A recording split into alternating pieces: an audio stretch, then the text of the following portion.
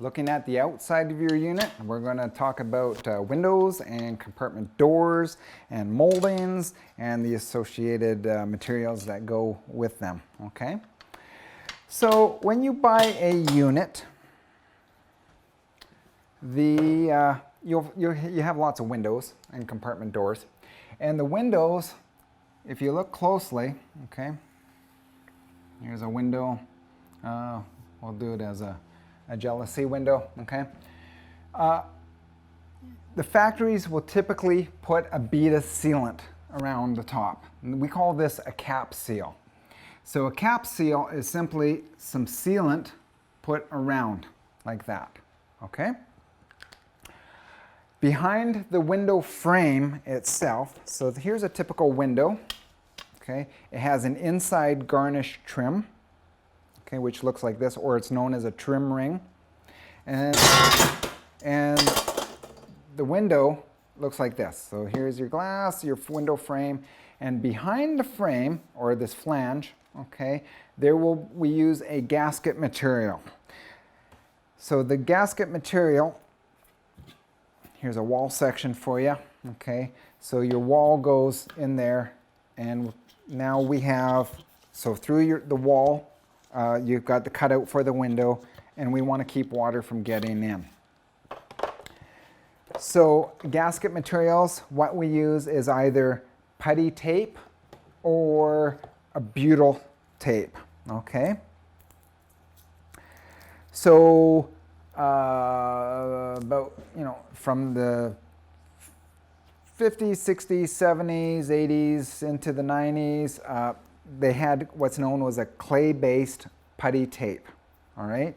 And putty tape would eventually dry out. The clay would dry up and start flaking and falling apart. In the early 2000s, the manufacturers of putty tape started mixing a butyl mix. We call it a hybrid or a 50-50 mix, okay? So the putty of these days is a lot better quality.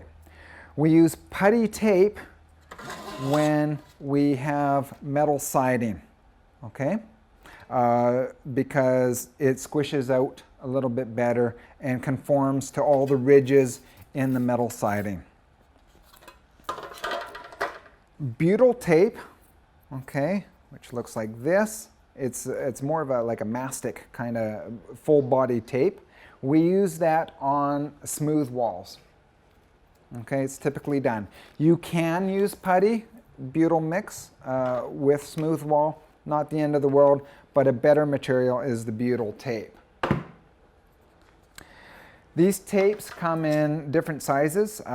They're typically about a 30-foot roll, if you want to know. They either a 3/4 of an inch width or a 1-inch width, which will look like that, or a 1.5 inch wide roll. So the putty and the butyl tape, okay, it's usually typically gray in color, yet there is black. If you have black window frames and black trim, there is black out there as well. So you'll notice that there is a film that is on it. This is known as a carrier, okay, and that simply gets when the putty or butyl tape is applied to the moldings or windows. The carrier is then pulled off and discarded away, and you have just the butyl tape or the putty.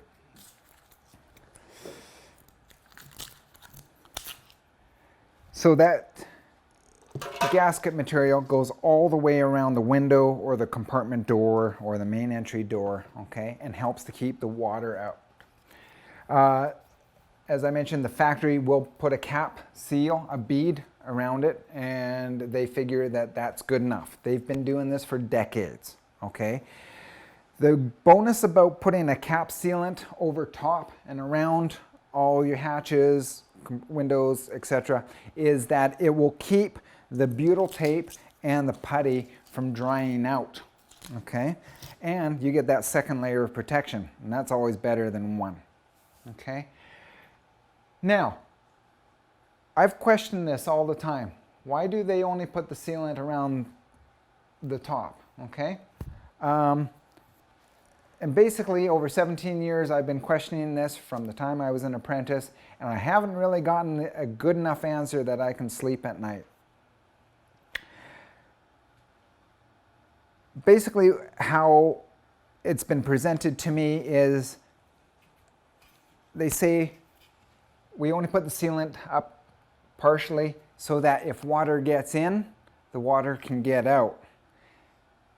And I'll stand there and I'm trying to get my head wrapped around that. Now you got to think here, okay? Here's your outside, okay? And you got your wall here in between. Let's flip that correct way, okay? And then you've got your inside garnish ring. That's on the inside like that. So this window is actually sandwiched. Now, if water gets in, here, this is always tough for me, so just bear with me here. I'm going to grab a smaller wall section here. This is always fun to do, guys. All right, let's stick that there. Okay, so now we have a cross section. So just imagine if water gets in here, okay, and it's here, best angle for you guys to see, okay? Water will get in. Water is not intelligent. It doesn't know that that's the outside. It doesn't know that that's the inside. So if you're expecting that water to go find its way outside, I don't know, it's not going to really happen. And 9 times out of 10, that water leak, it's going to end up on the inside of your unit. That's just the way it works. So this cap seal, even though it's really sweet and generous that the factory did that for you, it's only doing this much of the job, okay? So what I really recommend is that when you buy a unit, even brand new, heck, let's seal that window right up. Let's get all the window protected. So put sealant all the way around. This is something you can do. It's not rocket science, okay? As long as you do the prep work, you clean it very well, and you put a good product on and do it in a nice way, in a nice manner. You can do it yourself. If you don't feel comfortable with it, well, that's the dealership or the repair shop. We would be happy to take care of that for you. All right? So that's what I highly recommend. Let's just keep all the water out. Now, water falls down, right? Yeah, that cap seal would work, okay? However, as you're going down the road and it's raining, you have trucks and cars and big semis pass you, and they stir up that water that's in the air and road splash, and that water splashes up and around, and you're driving, and that driving wind and rain is getting in the side. So if that cap seal is only here, it's not working, right? So seal up around, okay?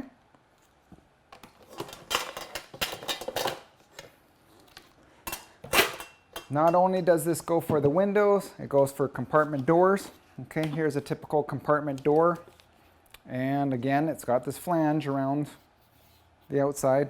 Your putty or butyl tape goes in there, okay, to help keep that water out. So again, all the way around.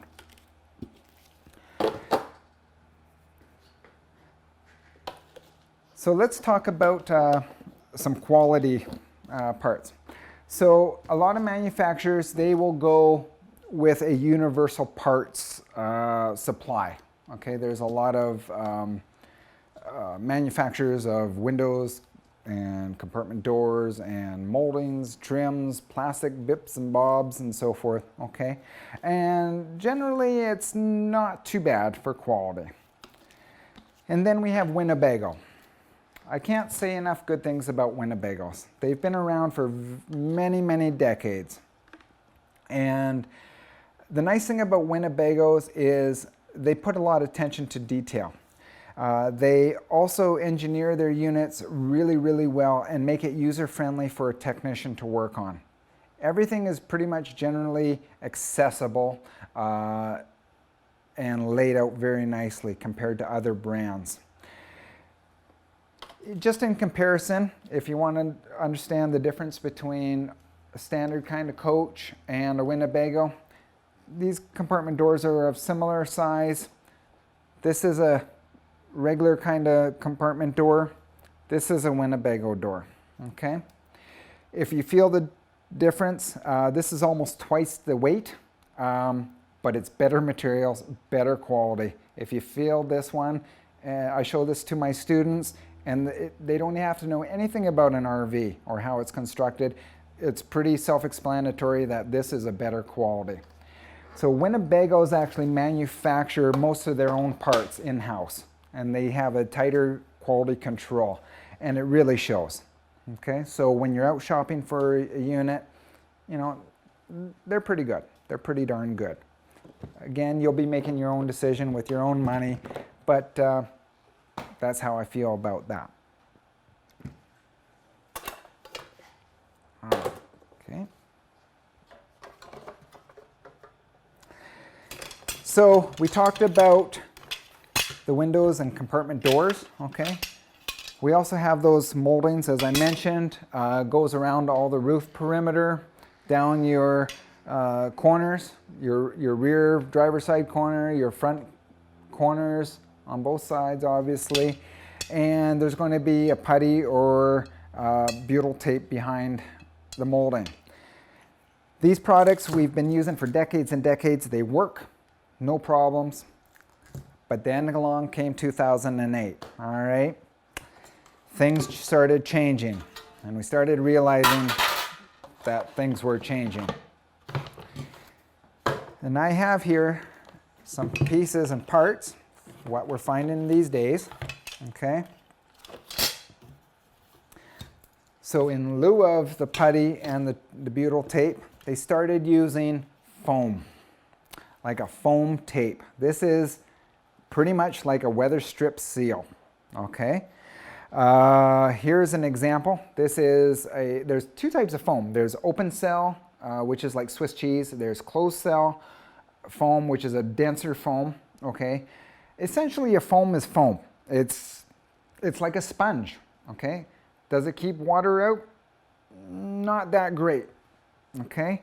There's some manufacturers that are using, it's kind of like a bit of a rubberized foam, okay? A little bit better quality, but again, not that great.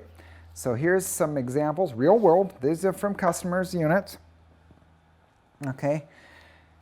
Oh boy, look at this one, okay? Super thin.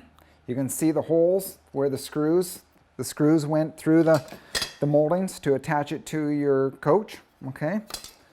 The screws aren't that big, but it's got that big of a hole. So, and with expansion and contraction, did it keep the water out? Nope. Here's water staining all behind. That unit was really wet, absolutely sopping wet, lots of damage, okay? Really, really thin tape. Here's from Jayco, okay? Not picking on these manufacturers. This is just real world. This is what I see. And so good, bad, or ugly, I call it what it is. It's, you can't deny it. It's there, okay? So this is a Jayco rubberized molding. Now, if you see really close, it's got a profiled shape to it. Well, that shape happens to match the same profile as this metal siding, okay? Now I've had this piece, I've been teaching for 6 years, I've had this piece for about 5 years. This molding used to be about a good 5/16 of an inch thick.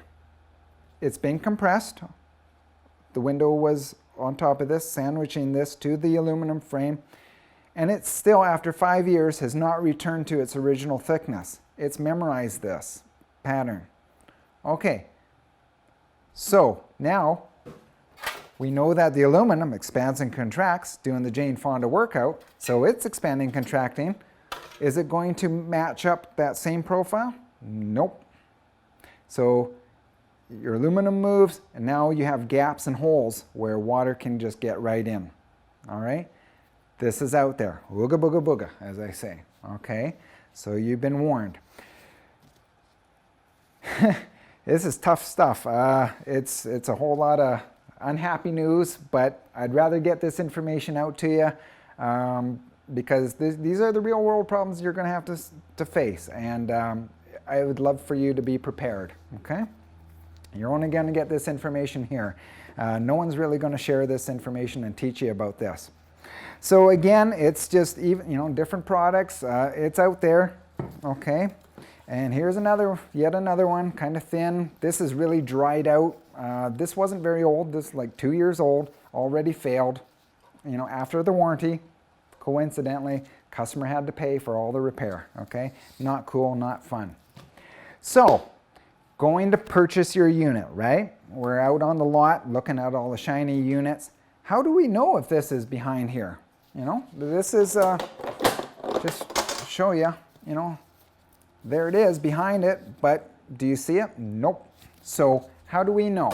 Well, not only are you going with your moisture meter tucked in your pocket, ready to go, okay, I also want you to grab a toothpick, a wooden toothpick. Not the super sharp ones, the one with a bit of a dull point. So you're going with your toothpick, okay, and what you're going to do is, I'll set this up here for you guys. My wall section, okay. Aha. Okay. Tuck that in there really good. Now, it's not going to look like anything from the outside, okay? One tip off that it's got foam is this window frame is going to be sucked in quite tight to the metal body, or the metal siding, or the Phylon skin. Okay, so that's a first kind of a tip off. The next.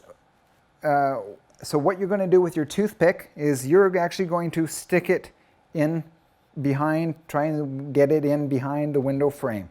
Okay? When you stick it in here, you're not jamming it in all the way, just gently put it in.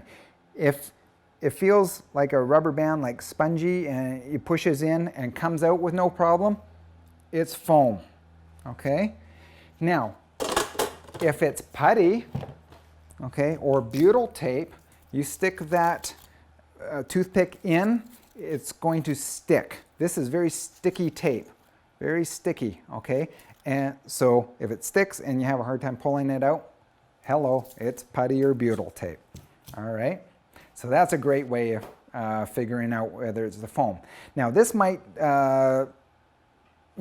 sway your vote whether to buy a particular unit or not, or one brand compared to another brand. So it's just, again, it's a tool, okay?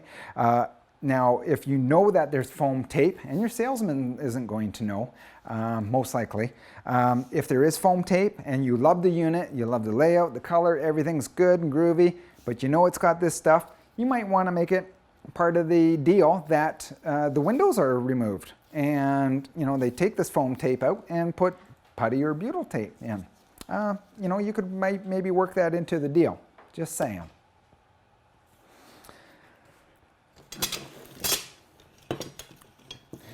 So these moldings, they have hopefully putty or butyl tape. These moldings are simply screwed into the framing, whether it's wood framing or the aluminum framing. Okay, it's just has screws. There's the odd unit that might use rivets, like your Class A motorhomes, but typically it's just wood screws, either flathead or panhead screws. I often get asked, well, what if we put stainless steel screws in? Because screws can rust with moisture, right? So water can get in. Now these screws that are installed in the molding, they are usually covered with what we call soft insert trim, okay? And this is a screw cap cover. There's different qualities. This is a vinyl feeling very plasticky feeling insert trim, a little cheaper. And this insert trim has got more of a rubbery feel. It's more flexible. It's a little thicker. It's better quality. It's got more body, okay? This insert trim is tucked into the edges of the moldings, okay? And sits in there and covers those screws. However, water can still get in behind here. Also, you get condensation buildup. So the screws behind can rust. So if you're saying, well, what if I put stainless steel screws in?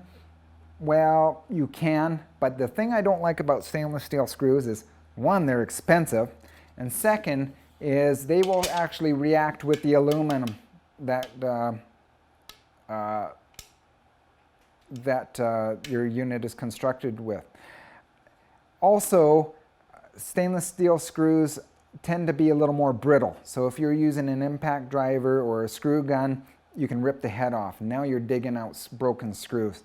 Not fun. Been there, done that. Okay, so we use just a simple zinc steel screw with a zinc coating. It works great. Another nice thing about the zinc screws is, yeah, they'll rust over time, but that rust is also an indicator for you for figuring out if water is getting inside. So if the screw head is just rusty, it might just be the screw head. But if you pull a few screws when you're looking for a water leak and you see that the whole screw is rusted, you know that water's gotten in and that's getting in there. Also, if the screws, if they're really rusted and really deteriorated, like broken down, the steel's broken down and there's not a whole lot of the screw left, well, then it's like, the time frame. It gives you a clue that water leak's been that wet for quite a long time. It takes a while for steel to rust, okay? So stainless steel screws, not a big fan. If you want to go ahead and use it, that's your choice, and that's cool. These moldings, there's many different shapes, profiles, okay? There's flat ones, there's ones with a corner leg that comes over, there's ones with 1/2-inch leg or 5/8 inch leg, there's what's known as a long leg, and that's quite a big molding for going around a corner. And then there's super flat moldings, there's different widths, there's gutter moldings that we find around the roof perimeter. And there's ones with an awning insert trim where the awning fabric slides into it and holds the fabric in place. Okay.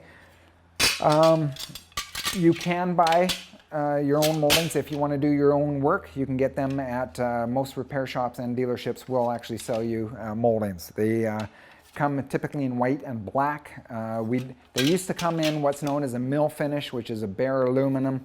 Very hard to find now. It's kind of weeded out with the times. Things have changed. So with the moldings, okay, and your unit with the rubber roofs or aluminum roofs and so forth, in storage or with usage, you will get a condition called black streaks. This is always the arch nemesis of every RV owner. Your coach will have black streaks on the side walls or on the rear wall and the front corner. So what a black streak is, okay, if this is a wall, okay, it's just basically a black streak or multiple black streaks, okay, coming down from the top. This essentially is just pollution in the air. So when rain falls, it picks up particles of soot, pollution, dust, dirt, okay? And it falls onto your unit, and wherever the water is sort of pooling and running off, that's where that constant runoff, the water will go away, but that soot and pollution and crap stays behind, okay? If black streaks have been sitting for long periods of time, it's harder to remove. It's quite frustrating. Waxing your unit will help keep those black streaks down and minimize them. There is a product called Gel Gloss. It's available here in Canada. I'm not sure about the United States. It's like a wax. It's a liquid form, and you wipe on, let it dry to a bit of a haze, and lightly buff it off. I've had very good success with that product. There's another product called Aerospace 303. It's basically a sunscreen for your RV. Again, it's like a liquid wax that you apply on it. You get it in a bottle or a spray form, let it dry to a haze, and buff it off lightly.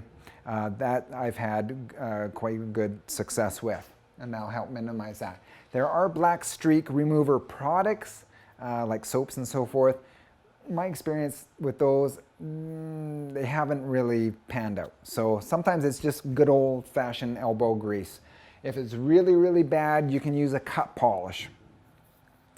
As far as cut polishes go, there's tons of brands out there. If you have a Phylon unit, okay, a smooth wall, the manufacturer, there's only 2 manufacturers of Phylon in North America, and they've done extensive product testing, and their brand that they chose out of all the brands of waxes and cleaners and so forth and soaps is good old turtle soap, or turtle wax soap, okay, and those products. So there you go. It's been around for decades, and it's not that expensive compared to some other brands. So if it's good enough for them, it's good enough for me. And actually, I've been using it personally, so I like turtle wax products. If you are going to use their cut polish, there is a container that has red lettering or a red top. They keep flip-flopping the packaging to keep it all new and current. And then there's either a green lid or a green writing. The red cut polish is too aggressive. It's more gritty, and it can damage some of the paints, and it can damage the painted metal siding, and as well as some decals. So the green is a less aggressive grit, and that works quite well for your coach. Okay. Another product out there that I really like is this gutter trim. Okay. So this fits in, let's take a roof perimeter molding, because yeah, that's where the black streaks start to originate. So where you would typically have your soft screw insert, okay, you can take that out, and it is this product here. There's a few different manufacturers of it, and it basically slides in the same track as the soft insert trim, and it's a little tough here, fighting me a little bit, but it does go in, okay? And what it does is it makes like a canopy. I'm just trying to hold this here. Okay, it's like a canopy. So water hits this and runs off and goes past your sidewall.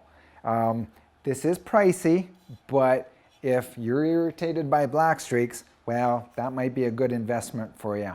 Okay, it is out there, a little hard to find, but you can usually get it at most dealerships and repair shops. Wonderful. Okay, and so now in the same family, let's talk about buying a unit. Let's talk about the good old Polar package, also known as the Yeti package or the West Coast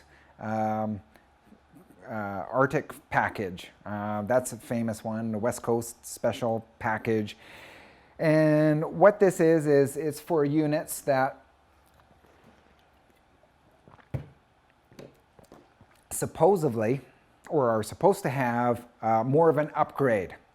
Some units come with this package already built in. When you are special ordering a unit, they might ask you, do you want the Arctic package installed? So what the heck is this Arctic package, or Yeti package and all the other good names that's associated with it?